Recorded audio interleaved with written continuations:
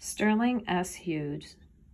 Devin shook his head when he saw me standing in the lunch line yesterday, fingering an imaginary fret, making the appropriate sound effects. Friend or not, he thinks I'm crazy, but the brother behind me got into it, snapping his fingers to the rhythm I set. Yeah, he said, preacher got it going on. My name is Sterling Sampson, but everyone calls me preacher. I intend to become a science teacher, not a preacher, but I don't mind being called one. Just so long as you don't call me Samson.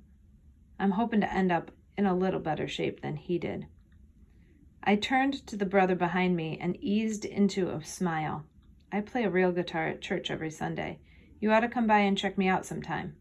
Judging by the way the brother cut his eyes at me, his appearance on the steps of First Baptist Church seemed highly unlikely. Still, you never know. I went back to my invisible string playing to keep my fingers limber for later. I had promised to hold the bass line for some of the brothers' reading at this week's open mic. Mr. Ward was kind enough to lock my guitar up in his office in the morning so I wouldn't have to worry about it walking away before then. Assuming I made it to his class without any trouble, a brother named Leon accidentally bumped into me as I approached the cashier. He spilled, or should I say poured, a cupful of honey on my shoes. My new shoes. Oops, looks like Mr. Goody Two-Shoes got a mess to clean up, he said, laughing.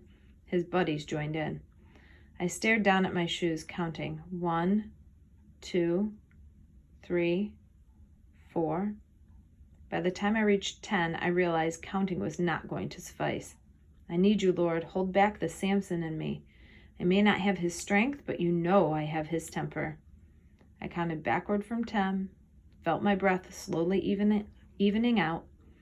A still, small voice reminded me to return good for evil, reminded me that my plans for the future do not include fisticuffs or expulsion. I am college-bound, and nothing is going to keep me from it. Besides, these poor fools are only trying to get a rise out of me. They're only trying to prove that the peace of God is non-existent. But how can they? I looked up at Leon and shook my head. Then I grabbed him by the shoulders, kissed him loudly on both cheeks, and gave him a bear hug. Get off me, man, he said, trying to pull away. When I finally let him go, I whispered, Leon, I forgive you. Fear blotted out the pupils in his eyes. Man, he yelled, you some kind of freak. I smiled, strumming my imaginary guitar, and sang, I'll be a fool for Christ, not just once, but twice.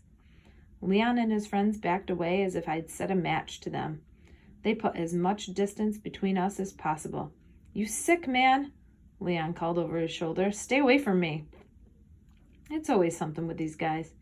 Either they're trying to draw me into an infantile game of the dozens so we can trade insults left and right, or they're slapping porno pictures inside my locker hoping to set me off.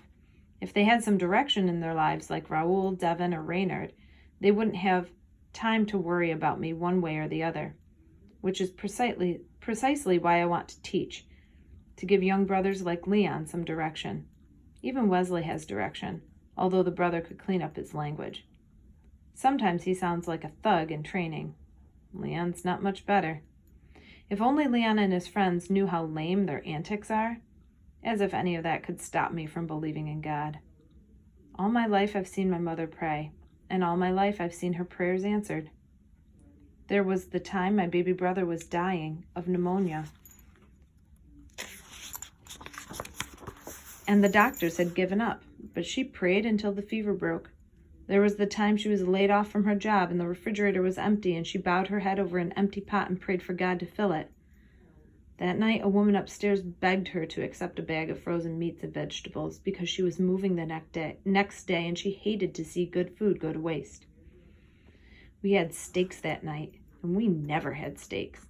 There were lots of times like that. See there, Mom would say, that's God's hand. And if you have God's hand on your life, everything will be all right. So of course I believe, and I believe big. I'm believing God's going to get me and my 3 brothers into manhood, into college, and off these streets, with no more than maybe a couple of black eyes between us. How's that for believing?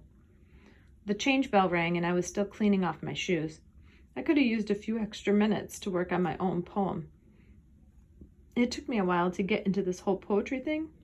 Not that I don't like it. I read God's Trombones by James Weldon Johnson, and some of the work by County Cullen, like Simon the Cyrenian Speaks, and I liked what the brothers had to say, but their styles don't suit me.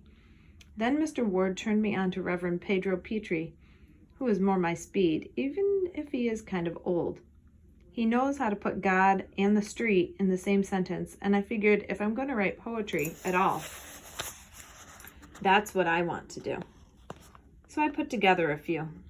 I couldn't tell if they were any good, but I decided to read one anyway. If I get a laugh, it won't be the first time.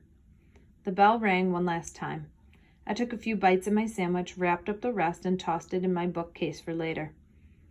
I told my growling stomach to be quiet and headed to Mr. Ward's office for my guitar.